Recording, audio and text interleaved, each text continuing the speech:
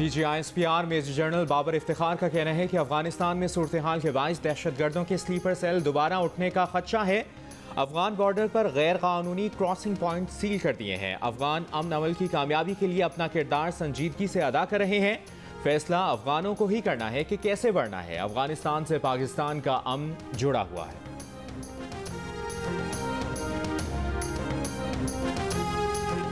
DGISPR major general Babar Iftikhar ने कहा है कि पाकिस्तान में ऑपरेशंस के बायस मुनज़्ज़म दहशतगर्द स्ट्रक्चर नहीं है। दहशतगर्द नेटवर्क्स की लीडरशिप को रॉ और NDS की सपोर्ट हासिल रही है। अमन और तरक्की के दुश्मनों को कामयाब नहीं होने देंगे। अपनी सरजमीन किसी के खिलाफ इस्तेमाल नहीं करने देंगे और तवक्को है कोई और भी अपनी सरजमीन हमारे खिलाफ इस्तेमाल नहीं होने देगा।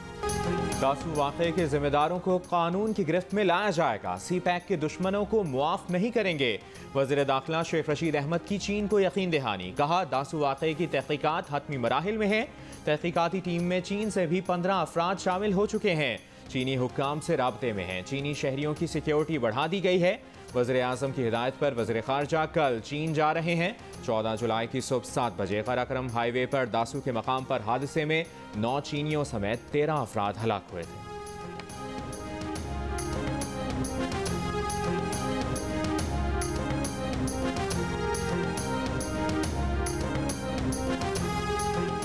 कोहिस्तान में चीनी इंजीनियर्स की हलाकत। चीनी कंपनी ने दासू डैम पर आर्जी तौर पर काम बंद कर दिया। तमाम पाकिस्तानी मुलाजिमीन को फारिग कर दिया गया।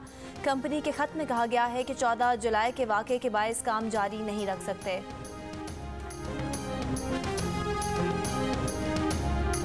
मुस्लिम लीग नून की नायब सदर मरियम नवाज की वज़ीर आज़म इमरान खान पर कड़ी तनकीद। मीरपुर आज़ाद कश्मीर में जलसे से खिताब में कहा कि इमरान खान आज़ाद कश्मीर इंतखाबी मुहिम की शुरुआत बाग से इसलिए कर रहे हैं कि उन्होंने यहाँ भी एक ATM ढूंढ ली है जिसकी जेब में पैसा होता है। इमरान खान वहाँ जाते हैं। आज मुखालिफ भी मान रहे हैं। नून लीग वाहिद पार्टी है जिसने तमाम जमातों की दौड़ें लगवा दी हैं।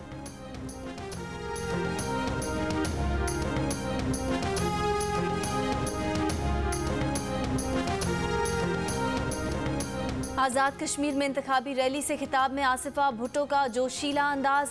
नारे लगवाए। कारकुनान से खिताब में कहा, कश्मीर जन्नत नज़ीर है, कश्मीर बेनज़ीर है।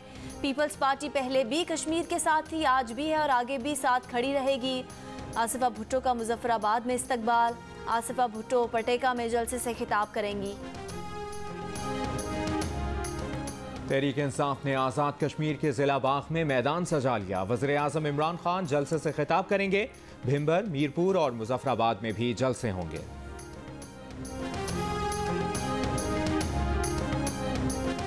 अभी तक डडियाल में विफाकी वज़ीर अमूर कश्मीर अली अमीन गंडापुर पर रकम की तकसीम का मुकदमा क्यों दर्ज नहीं हुआ। Chief election commissioner Azad Kashmir ने हुक्म अदूली के मुर्तकिब आला हुकाम को आज तलब कर लिया। ज़राए का कहना है रकम की तकसीम का इंतखाबी फ़ायदा उठाने वालों का अभी तक तयन ही नहीं किया जा सका है।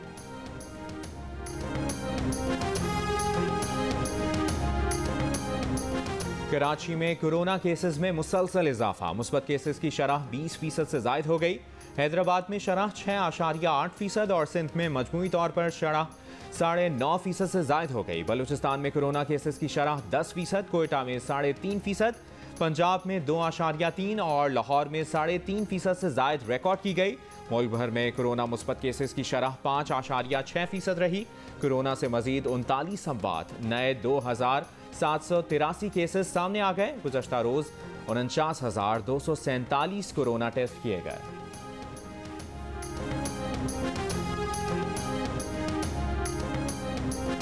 ईद की छुट्टियों के दौरान कोरोना वैक्सीनेशन सेंटर सिर्फ एक दिन बंद रखने का फैसला।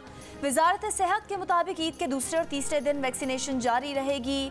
साइनोफार्म की दूसरी खुराक अब 21 दिन, साइनोवैक की दूसरी खुराक 28 दिन और एस्ट्राजेनेका की दूसरी खुराक अब 28 दिन बाद लगाई जाएगी। कोवैक्स प्रोग्राम के तहत एस्ट्राजेनेका वैक्सीन की दूसरी खेप इस्लामाबाद पहुंचा दी गई। एस्ट्राजेनेका की 12,36,000 खुराकें इस्लामाबाद पहुंचाई गई हैं।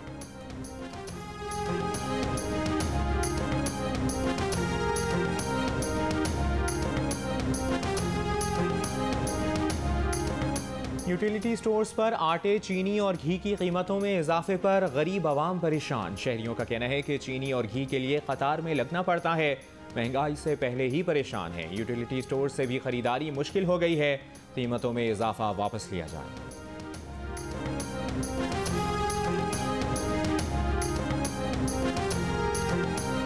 पीपल्स पार्टी की सेनेटर शेरी रहमान का कहना है कि ईद से पहले रिलीफ की बजाय अवाम पर महंगाई का बम गिराया गया। अब गरीब यूटिलिटी स्टोर से भी खरीदारी नहीं कर सकेगा। पहली बार यूटिलिटी स्टोर्स की सब्सिडी गरीब को नहीं बल्कि माफिया को जा रही है। गरीब को महंगाई, अशराफिया को रिलीफ से नवाजा जा रहा है। हुकूमत ने गंदम, चीनी, ऑयल की कीमतों में मजमूई तौर पर 53% इजाफा किया है।